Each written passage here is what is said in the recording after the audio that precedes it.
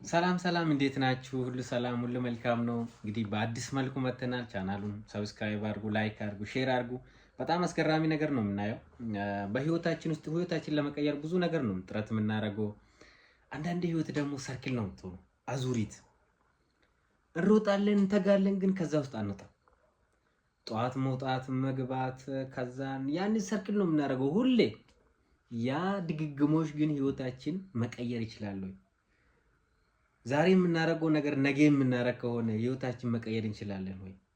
ህይወታችሁን ገምግሙ ውስጥ ባይዘው። ይሄ ወይ ሞቲቬሽን ነገር አይደለም፣ ወይ ደግሞ ላይ ደርሳችሁ ታች እንድትመለሱ አይደለም።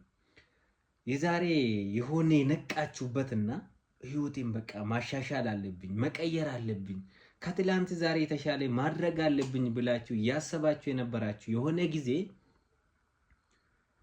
አስባችሁ ነበርና ዛሬ ሲታዩት ግን ድግግሞሽ ያልሆነ ሰርክል ያልሆነ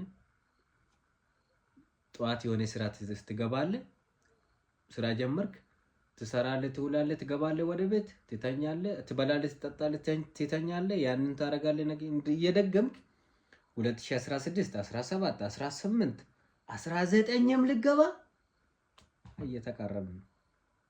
በዚህ ሁኔታ ውስጥ ህይወት ድግግሞሽ ነች ወይስ ደግሞ እየተለወጠ ያለ ነገሮች አሉ?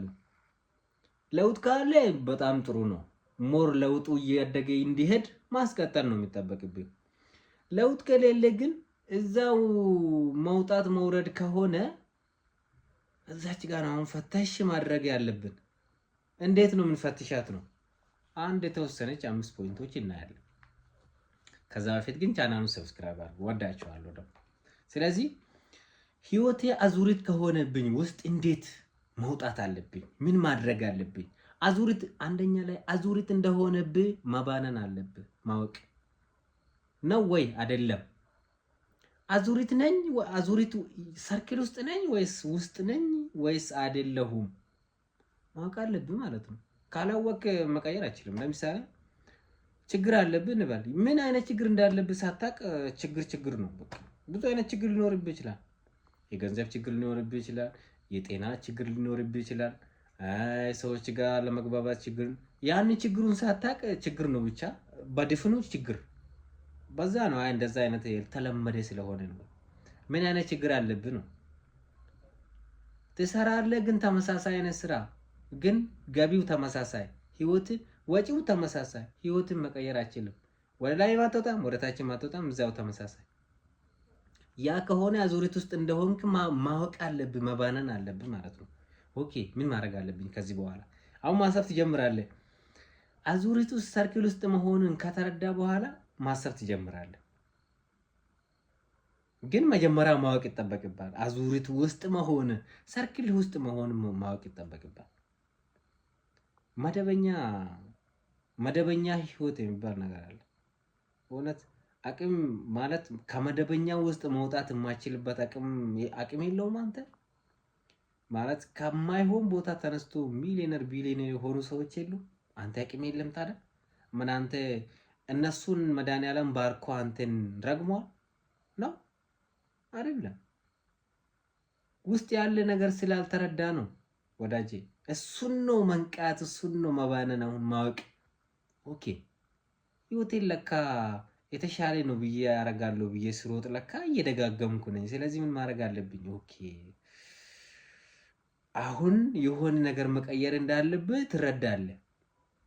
ጠዋት መውጣት፣ መግባት፣ መብላት፣ መጠጣት፣ መተኛት ተመሳሳይ አይነት ብዙ ጊዜ ግን ህይወቴ እየተቀየረ አይደለም። እዛው ነው። ትደክማለህ እዛው። አሁን እዚች ጋር ነው የሆነ ነገር መቀየር እንዳለብህ የሚገባ። ከዛስ አስተሳሰብን ትቀይራለህ። ሁለተኛ አስተሳሰብን ትቀይራለህ። አልችልም፣ አይሳካልም፣ የተሻለ ነገር መሞከር አልችልም ብሎ ውስጥ ያመነውን ነገር ትቀይራለህ። እችላለሁ እኮ አደርጋለሁ፣ ብዙ ነገሮችን መቀየር እችላለሁ። ይሄ ዘመን እንደውም ብዙ ነገር ገምግሜ እንድቀይር የተሰጠኝ ዘመን ነው፣ አመት ነው። እኔ በህይወቴ ውስጥ ብዙ ነገሮችን የምቀይርበት አሁን ነው ብለህ ራሴ ላይ መልካም ነገሮችን መዝራት፣ በቃ አስተሳሰብ መቀየር ማለት ነው። እችላለሁ፣ አደርጋለሁ፣ ህይወቴ ይቃናል። ብዙ ነገሮች የሚቀይርበት ጊዜ አሁን ነው የሚጀምረው ብለህ አስተሳሰብን መቀየር። ከዛ ሶስተኛ ወሳኙ አዲስ ልማድ መገንባት። አሁን ነቅተሃል አዙሪት እንደሆነ መቀየር እንዳለብህ። ሁለተኛ አስተሳሰብን ቀይራል። አደርጋለሁ እችላለሁ ብላ። ሶስተኛ ደግሞ አደርጋለሁ እችላለሁ ያልከውን ነገር ማድረግ መጀመር። ምንድነው ማድረግ የምትጀምረው? ምንድነው የምትፈልገው? ምኑ ነው እንዲቀየር የምትፈልገው? አስተሳሰብ ነው? በምንድነው መቀየር የምትፈልገው?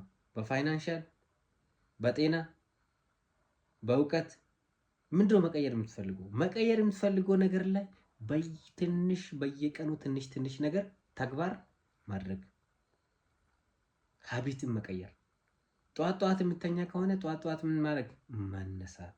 ከተነሳ በኋላስ በየቀኑ መጽሐፍ ማንበብ ሊሆን ይችላል። የተለያዩ ቪዲዮዎችን መከታተል ሊሆን ይችላል። አሁን ይሄን ቪዲዮ ሲታይ ምን ይሰማል? ሲታይ ህይወቴ አዙሪት ውስጥ ነኝ ለካ። በየቀኑ የምደጋግመው ነገር ህይወቴን አይቀይርም። መቀየር እንዳለብኝ እየነገረኝ ነው። ህይወቴን እያየሁ የራሴን ህይወት ባይዘው የራሴን ህይወት ፈትሽ እንጂ እኔን አይደለም። እኔ የምናገረው ነገሮች ሲሰማ ስታዳምጥ ህይወትን ፈትሹ። ምን አይነት ህይወት ውስጥ ነኝ? ወዴት እየተጓዝኩ ነኝ? የሚጓዘው ነገር መጨረሻ ያደርሰኛል ወይስ ደግሞ እዛው እንዲመላለስ ያደርገኛል ወይ ብለህ ራስን እንድጠይቅ ነው የሚያደርግ። እንደዚህ አይነት ቪዲዮዎች ሊታይ ትችላለህ። ባይዘው ሰብስክራይብ አድርጉ፣ ላይክ አድርጉ። ሲታይ የሆነ ሀቢት የሆነ ነገር እንድትቀይር ያደርጋል። ልማድ እንድትቀይር ያደርጋል። ያ ልማድ ነው ነገ ላይ ትልቅ ቦታ የሚያደርስ። ስለዚህ ዛሬውኑ ለምሳሌ ውሃ ለጤና አስፈላጊ ነው ይባላል ነው። ዛሬ በቃ ለጤና በጣም አስፈላጊ ስለሆነ 2 ሊትር ውሃ መጠጣት አለብኝ ብለህ ግልብጥ ስታደርገው ትችላለህ። ግን በቀኑ ታደርጋለህ ወይ? ዛሬ ጠጣ ውሃ 2 ሊትሩ ለነገ ይጠቅማል? ለተነገ ወዲያ ሲጠቅማል? በየቀኑ ስታረግ ግን ብዙ ነገሮችን መቀየር ትችላለህ። በጤናም መቆየት ትችላለህ። ኩላሊት ታማሚ አትሆንም ማለት ነው። በየቀኑ ውሃ ስትጠጣ ያለብህ ችግር ለመቀየር ምን ማድረግ አለብን? በየቀኑ ትንንሽ ለመቀየር የምትፈልገው ነገር ላይ በየቀኑ ትንንሽ ነገሮችን መተግበር። አራተኛስ አካባቢ መቀየር። አካባቢ ማለት አሁን ያለበት ቦታ ለቀ የሆነ ቦታ ግባ አይደለም። አካባቢ መቀየር ማለት አብሮ የምትውሉ ሰዎች፣ ግንኙነት የምታደርገው ሰዎች በጣም ኔጌቲቭ፣ አንተ ስለ ለውጥ ስታወራ የማይወዱ የማይቀበሉ ኔጌቲቭ የሆኑ ሰዎች ካለ እነሱ ምን ማድረግ? መቀየር። አይሳካልም አይችልም ብሎ ምንም በቃ የኛ የተረገምን ሰዎች ነን ምንም አያልፍልንም ብሎ ድንጋይ ላይ የሚቀመጡ ጓደኞች ካለ መጀመሪያ እነሱን መቀየር አለብህ። ወይ እነሱን ራስንም ቀይረ እነሱን መቀየር፣ ወይ ካልቻልክ ራስን ነጥለ እኔ እችላለሁ አደርጋለሁ የስኬታማ ጎዳና እየተጓዝኩ ይገኛለሁ። ስለዚህ እዚህ መዋል የለብኝ። 5ቱ ሌባ ከሆኑ 6ኛ ለመቀላቀል አንተም ዝግጁ ይሆናል ማለት ነው።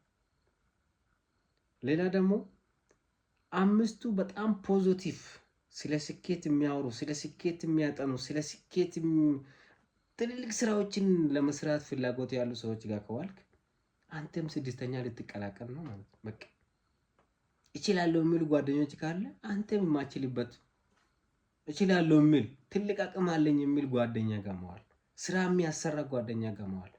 በርታ፣ ስራ፣ እንስራ፣ እንለወጥ። ባይዘዌ ለኔ ህይወት ሌላ ሰው አይኖርልኝም። እኔ የምኖርለት ህይወት የምኖርለትና የምሞትለት አላማ ካለኝ ያ ነው ደርሰ ይመጣባሉ እነሱ። ስለዚህ አካባቢ መቀየር። አካባቢ ስትቀይር አዲስ እይታ፣ አዳዲስ ነገሮችን ለመሞከር አቅም ይሰጣል። 5ኛ ቪዥንና ጎል ሊኖር ይገባል። ለምን? አዙሪት ውስጥ ለመውጣት በፊት የምታገኘው የሆነ ደሞዝ አለ፣ ደርሰ የምትመለሰው የሆነ ቦታ አለ።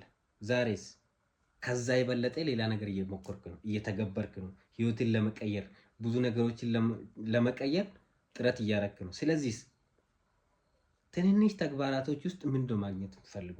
ያቺን ጎሉን ማስቀመጡ። ከዛስ ትልቁ ቪዥን ማስቀመጥ። ለምሳሌ አንድ ፎቅ መስራት የፈለገ ሰው ፎቁን ከላይ አይደለም የሚጀምረው፣ ከመሰረቱ ነው የሚጀምረው። አንተስ ህይወትን ለመቀየር የነገ ህይወትን ለማሳመር ስትል ከታች ነው የሚጀምረው፣ ከትንንሽ ማለት ህይወትን መቀየር የሚችል ግን ዛሬ ሲታረገው ደስ የማይል ደጋግሜ በማድረግ ግን የሆነ ደረጃ እያሳደገ እየቀየረ እየለመድክ እያወቅ እያበብክ ስትሄድ ተአምር ነው የሚሉ ሰዎች ግን ዛሬ ብቻን የምታደርገው ብቻን የምትተገብረው ያ ነው። ስለዚህ የምትኖርለትና የምትሞትለት አላማ ምንድን ነው? ያ አላማ ካለ ነው ትልልቅ ግዙፍ የሚባሉ ግድንግዳ የሆኑ ችግሮችን አልፈ ተሻግረ ያንን አላማ ጋር መድረስ የሚችሉ አላማ መኖር የሚችለው። ሲወራ ቀላል ነው፣ ስኖር ግን ይከብዳል።